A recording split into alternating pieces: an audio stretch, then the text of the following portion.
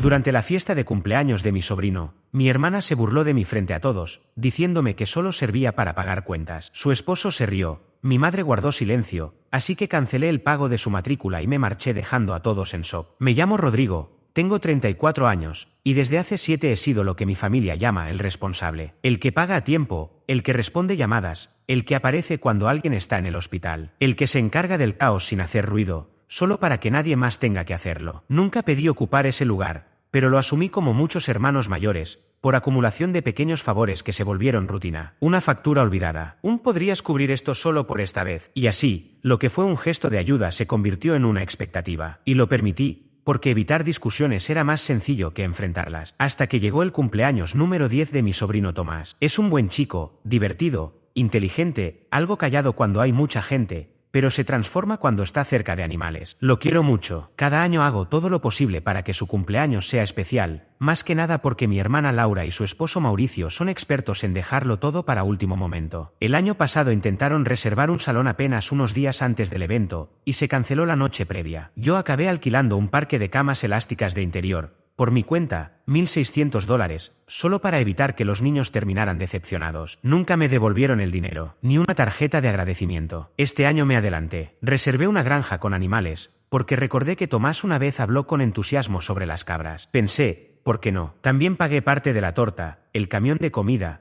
el alquiler de mesas y sillas. Nada de eso lo pidieron directamente. Laura simplemente mandaba mensajes como, vamos a necesitar más sillas. ¿Podés encargarte? O el food truck pide una seña. ¿Le paso tu contacto? Me encargué de todo porque no quería que Tomás sufriera por la falta de organización de sus padres. Pero dentro de mí, algo se iba acumulando. Una presión silenciosa, un sentimiento frío, firme, no era valorado, solo usado. Y lo sabía. Presentía que esa fiesta sería el límite. El día comenzó bien. Los niños corrían por el jardín, los animales hacían sus ruidos, y Tomás se veía realmente feliz. Casi valía la pena. Casi. Yo me mantenía al margen. Ayudé con algunas mesas, dejé una propina extra al del camión de comida, repartí botellas de agua. Todo tranquilo. Hasta el momento de la torta. Todos se agruparon en el patio. Laura, con uno de esos vestidos largos y coloridos, como sacado de una sesión de redes sociales, cortó la torta y repartió algunas porciones. Mauricio estaba atrás, como siempre, con su sonrisa de suficiencia y un vaso de plástico en la mano, fingiendo que había hecho algo para merecer ese momento. Luego Laura se acercó a mí, con una sonrisa tensa, y me extendió una porción. Aquí tienes, dijo. Es lo mínimo que puedo hacer, ya que siempre compras tu lugar como el favorito. Parpadeé. ¿Qué? Ella soltó una risa, sin un gramo de calor. Comprar cosas no te hace especial, Rodrigo. Solo eres la billetera de la familia. Siempre lo has sido. Mauricio soltó una carcajada como si ella hubiera dicho algo brillante. Es cierto,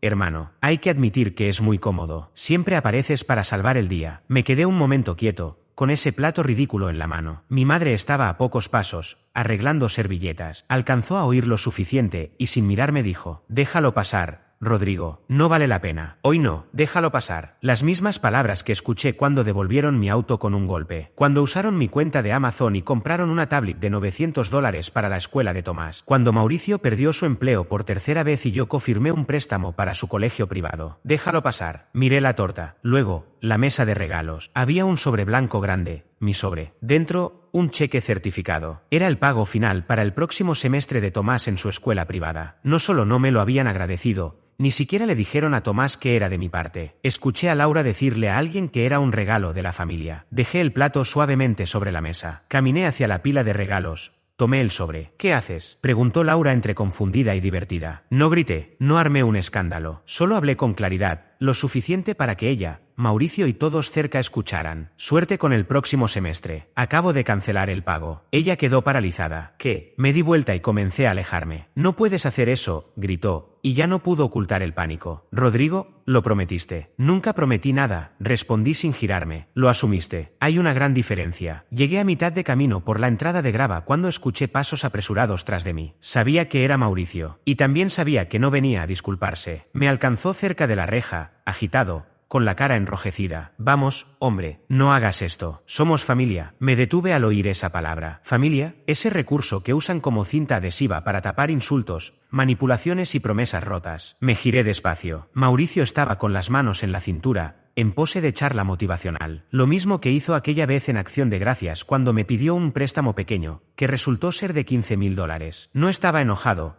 solo lo bastante desesperado para fingir que éramos aliados. Mira, dijo bajando la voz, como si fuéramos compinches. Ya sabes cómo es Laura cuando está estresada. No es personal, hombre. Alcé una ceja. Me llamó billetera. Estaba bromeando. No, tú te reíste porque estás de acuerdo. Iba a replicar, pero avancé un paso. No agresivo, solo lo suficiente para que retrocediera un poco. ¿Crees que no me doy cuenta? Le dije, solo me buscan cuando necesitan algo. Hablan de mí como si fuera un generador de respaldo para cuando todo les falla. Su rostro se contrajo. La máscara casual cayó por un segundo. Rematé. Ese pago de matrícula lo hice la semana pasada. Lo cancelé justo antes de salir de la fiesta. La escuela ya había sido notificada. Esperaban el pago completo antes de que terminara el mes. Sus labios se entreabrieron, incrédulo. No puedes hacer eso. Tomás necesita seguir en ese colegio. Lo sé, asentí. Y es una lástima que sus padres estuvieran tan ocupados hablando mal de mí como para darse cuenta de que la persona que realmente lo mantenía ahí estaba justo frente a ellos. Trató de acercarse, quizás para detenerme con un gesto o recalcar su punto, pero di un paso atrás antes de que pudiera hacerlo. No lo hagas, le advertí con firmeza. Se acabó, Mauricio. No voy a pagar ni un centavo más, ni por el colegio, ni por la renta, ni por ninguna emergencia. Ya eres un adulto. Resuélvelo tú. Bajó la mano, con la mirada inquieta como si esperara que alguien más saliera en su defensa. Pero nadie lo hizo. A lo lejos, la música de la fiesta seguía sonando con suavidad, y las risas de los niños resonaban por el jardín. Él parecía un hombre atrapado afuera de su propia casa bajo la lluvia. ¿Sabes?, dijo con amargura. Debe ser cómodo tener dinero. Mirar por encima del hombro a los demás cuando nunca te ha tocado pasar necesidad. Eso me tocó un nervio. Trabajo más de 70 horas a la semana. Solté. He renunciado a vacaciones, relaciones, incluso a años enteros de mi vida,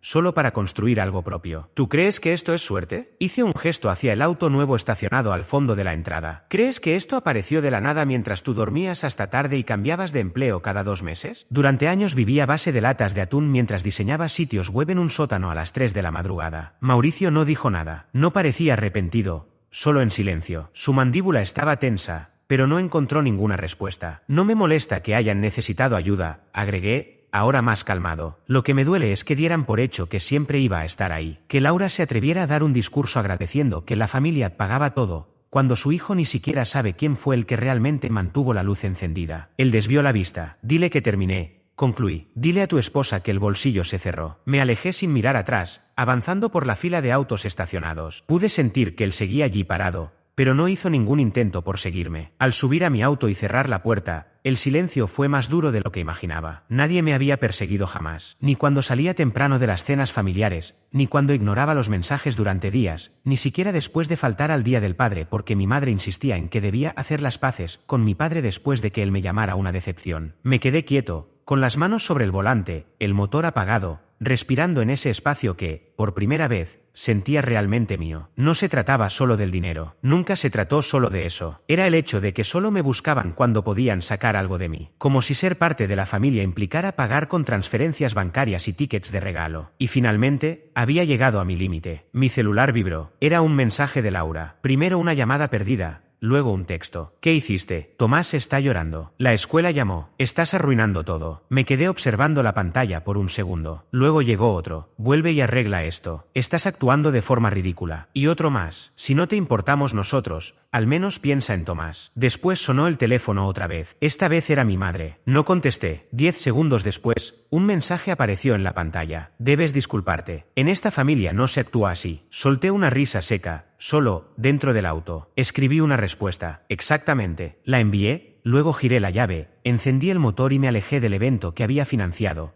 pero al que ya no era bienvenido. No sabía qué pasaría después. Estaba seguro de que entrarían en pánico, que lloverían los mensajes de voz, los intentos de manipulación, quizás incluso alguna visita inesperada. Pero ya no iba a fingir más. Y eso que aún ni siquiera había comenzado el segundo paso de lo que venía. Para cuando estacioné frente a mi casa, el sol empezaba a ponerse. El cielo se teñía de ese tono entre rosa y naranja que hacía que todo pareciera más suave, como si el mundo quisiera ponerle un filtro bonito al desastre que había sido el día. Apagué el motor y me quedé ahí, con el teléfono aún encendido en la mano. Más llamadas perdidas, varios mensajes de voz. Uno de Laura, que comenzaba con un tono dulce fingido. Solo quiero hablar. Y terminaba con una frase llena de furia. Eres increíble. Otro era de mamá, largo y lleno de culpa, hablando de cómo en las familias no se lleva la cuenta de lo que se da. No los borré, ni siquiera los escuché por completo. Solo cerré la aplicación, metí el celular en la guantera y cerré con seguro. No quería entrar aún. Mi casa era tranquila, limpia, silenciosa, mía. Pero ese silencio,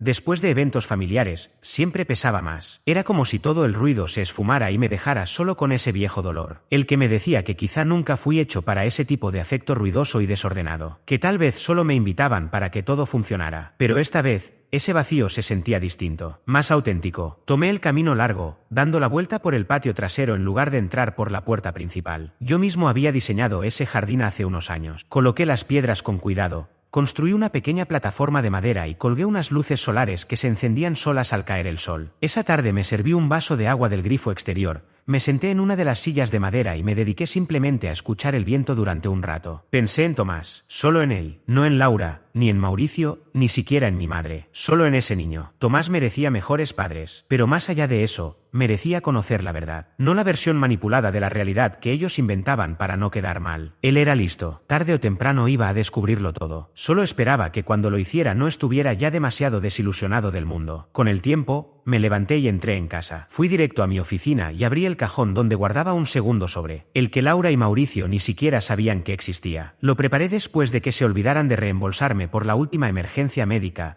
cuando Tomás se fracturó el brazo y alegaron que ya no tenían cobertura. Dentro del sobre guardaba todo, recibos, contratos, y una hoja de cálculo detallada con cada gasto que había hecho para su familia desde el año 2019. Todo estaba ahí: matrículas escolares, facturas del hospital, alquiler de salones para fiestas, reparaciones del coche, compras del supermercado, incluso la habitación de hotel que les reservé cuando hubo una evacuación por huracán. Nunca me lo agradecieron. El total ascendía a $61.437,88, más o menos. Pero eso no era lo relevante. Lo importante era el correo electrónico que había programado para enviarse esa misma mañana. No a ellos. Eso habría sido demasiado simple. Lo dirigí a la administración del colegio, a la directora de ayuda financiera y a un viejo amigo de la universidad que ahora trabajaba en el consejo del colegio. El correo explicaba que yo ya no estaba vinculado económicamente a la educación de Tomás, pero que me preocupaba profundamente que él sufriera consecuencias académicas debido a la deshonestidad financiera de sus padres. También ofrecía un desglose de todos los pagos realizados a mi nombre, junto con los datos de contacto de una persona que podía confirmar cada situación. Ese amigo ya me había respondido incluso antes de que comenzara la fiesta. Gracias por avisar. Esto aclara muchas cosas. Hablaré también con la directora. Vaya, ¿realmente te hicieron esto? Le respondí con una carita sonriente y una larga historia. Te invito a un café la semana que viene. Nunca quise perjudicar a Tomás. Esa nunca fue mi intención. Pero si Laura y Mauricio seguían actuando como si el mundo les debiera algo por sus errores, alguien tenía que cortar con esa cadena. No podía seguir protegiéndolos mientras le enseñaban a su hijo a repetir el mismo patrón. Escaneé todos los documentos y los guardé en una carpeta compartida bajo el título: para cuando vuelvan a mentir. No sabía cuándo la usaría. Tal vez nunca. Tal vez la semana siguiente. Pero ahí estaba, y tenerla me hacía sentir preparado. Me daba paz. Al día siguiente, llegó la verdadera tormenta. Laura apareció en mi puerta alrededor de las 11 de la mañana, sin avisar, por supuesto. La vi desde la ventana del piso superior antes de que tocara el timbre. Caminaba de un lado a otro, con expresión entre nerviosa y derrotada, como si no supiera si gritar o llorar. Finalmente, golpeó la puerta. Esperé 5 segundos, luego 10, y la abrí despacio. Su cara era un cúmulo de emociones: sorpresa, dolor, rabia y, en el fondo, miedo. Un miedo genuino, del tipo que solo aparece cuando uno se da cuenta de que el colchón de seguridad desapareció para siempre. Rodrigo, empezó, con la voz apenas audible, como intentando encogerse en sí misma. Por favor, necesitamos hablar. No creo que sea necesario. La escuela de Tomás llamó, dijo, avanzando un paso. Están diciendo cosas sobre pagos cancelados, sobre que ya no hay ayuda financiera. ¿Qué hiciste? Les dije la verdad, respondí, que no soy su padre, que he estado cubriendo esos gastos por culpa y obligación,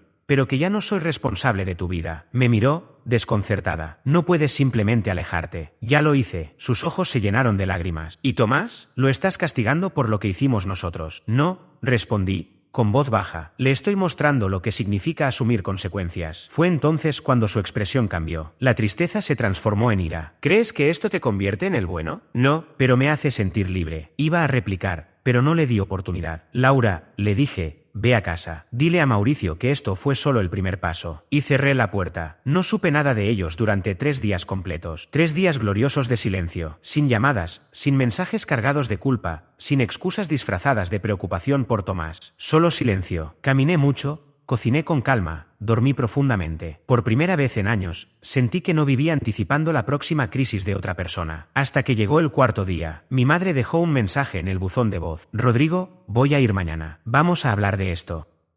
No voy a permitir que destruyas esta familia. Fue en ese momento cuando supe que había llegado el momento del segundo paso. Y no, el segundo paso no fue dramático. No hubo gritos ni portazos. Fue simple, preciso. A la mañana siguiente, antes de que llegara mi madre, reuní todos los documentos financieros que tenía, transferencias bancarias, cheques cancelados, contratos, incluso aquellos correos electrónicos en los que Laura me pedía dinero por PayPal con asuntos como urgente o solo por esta vez. Organicé todo en una carpeta bien armada. Después saqué otro sobre, este sellado y dirigido a mi abogado. Dentro estaba la carta notariada que había preparado un año atrás, cuando empecé a tener ese presentimiento de que un día necesitaría protegerme legalmente. Esa carta revocaba cualquier responsabilidad financiera informal sobre cualquier miembro de mi familia extendida y especificaba que no se autorizaría ningún otro pago desde mis cuentas, en ninguna circunstancia, en caso de que la situación se saliera de control. También incluí un aviso formal. A partir de esa fecha, renunciaba al rol de ejecutor del fideicomiso familiar que mi padre había establecido. Sí, increíblemente, incluso después de todo lo que había pasado,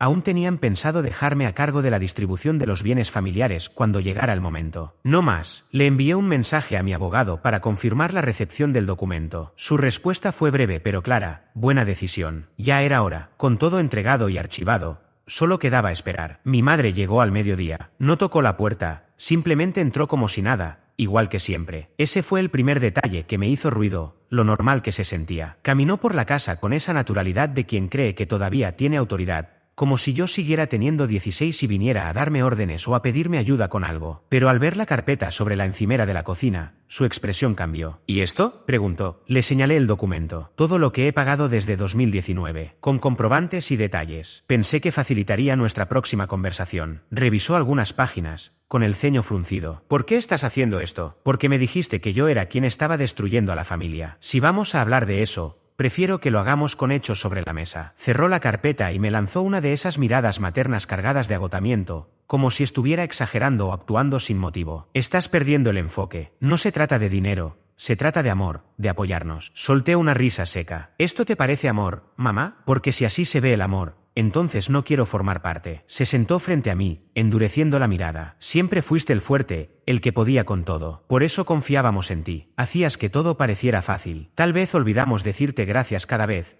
pero eso no significa que no lo valoráramos. Ese es el problema, respondí con calma, pero con firmeza. No es que lo olvidaran, es que decidieron que ya no era necesario agradecer. Hubo un silencio largo. No intentó negarlo. No voy a sacrificar mi vida para que ustedes no enfrenten las consecuencias de sus decisiones. Amo a Tomás, pero Laura y Mauricio cruzaron un límite. Ella negó lentamente. ¿Y entonces piensas simplemente alejarnos a todos? Me incliné hacia adelante. No, solo estoy recuperando el control sobre mi tiempo, mi dinero y mi salud mental. Si necesitan algo, pueden pedirlo. Lo pensaré. Pero se acabó la etapa en la que yo era la red silenciosa que los salvaba sin preguntar. Quiso replicar, pero no lo hizo. En cambio, se levantó, alisó su suéter y dijo: espero que puedas vivir con esta decisión. Sonreí. Eso es lo que más espero. Se fue sin decir nada más. Pasaron 2 semanas en silencio. Nadie me escribió, ni siquiera Tomás. Hasta que una tarde escuché un golpe en la puerta. No era Laura, tampoco Mauricio. Era Tomás, 10 años, mochila del colegio, mirada nerviosa. Hola, dijo bajito.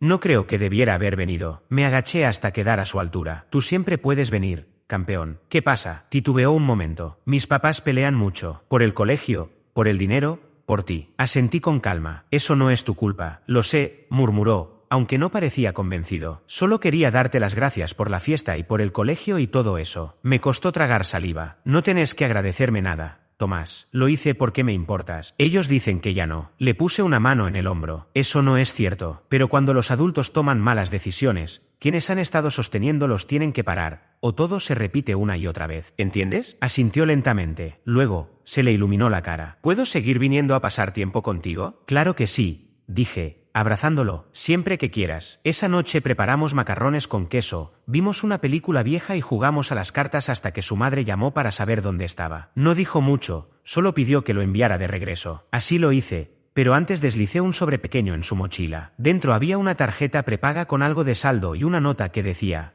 para libros, materiales de arte o lo que tú quieras. No es para tus padres, es solo para ti. No volví a saber de Laura después de eso, y la verdad, no lo necesitaba. En los meses siguientes, las cosas empezaron a cambiar. Dejé de responder mensajes del grupo familiar que solo aparecían cuando necesitaban algo. Retomé la terapia, no porque estuviera mal, sino porque necesitaba procesar cuánto tiempo había pasado siendo solo el estable. Empecé a viajar. Primero escapadas cortas, una cabaña cerca del lago, un vuelo a Denver para visitar amigos de la universidad. Dejaba el teléfono en no molestar casi todo el tiempo. Cuando llegó Navidad, no fui a la gran cena familiar. En cambio, pasé el día con Tomás, museos, pizza, juegos en un arcade. Me contó que quería ser arquitecto. Le dije que tenía todo para lograrlo. En un momento me miró y dijo, «Te ves más feliz». Y lo estaba. No porque hubiera ganado una pelea, no porque hubiera humillado a nadie, sino porque, por fin, había dejado de vivir dominado por la culpa. A veces recibo mensajes de Mauricio, cargados de pasivo-agresividad. Ojalá lo hubiéramos resuelto como adultos. Espero que disfrutes tu pedestal. No respondo. Laura ya ni finge. Hace meses que no tengo noticias suyas. Y está bien así, que enfrenten sus propias decisiones. Yo ya no estoy para resolver todo mientras ellos miran hacia otro lado. Tomás sabrá, con el tiempo, quien estuvo presente de verdad. Lo cierto es que no me arrepiento de haber marcado un límite. Aprendí que querer a alguien no significa permitir que te desgasten. No significa sacrificarte en silencio para sostener a quienes no valoran el esfuerzo. Ahora soy alguien distinto. No perfecto, pero más libre. Libre de expectativas impuestas, de culpas heredadas, de ese rol de salvador que nunca pedí. No sé si algún día volverán a tocar la puerta. No sé si buscarán una disculpa o simplemente seguirán fingiendo que yo fui el problema. Pero eso ya no me define. Hoy elijo con quién comparto mi tiempo, mi energía y mis ganas. Y aunque el pasado pese, ya no me arrastra. Porque al final, no se trataba de ganar, sino de sanar. Y por primera vez en mucho tiempo, estoy en paz con eso.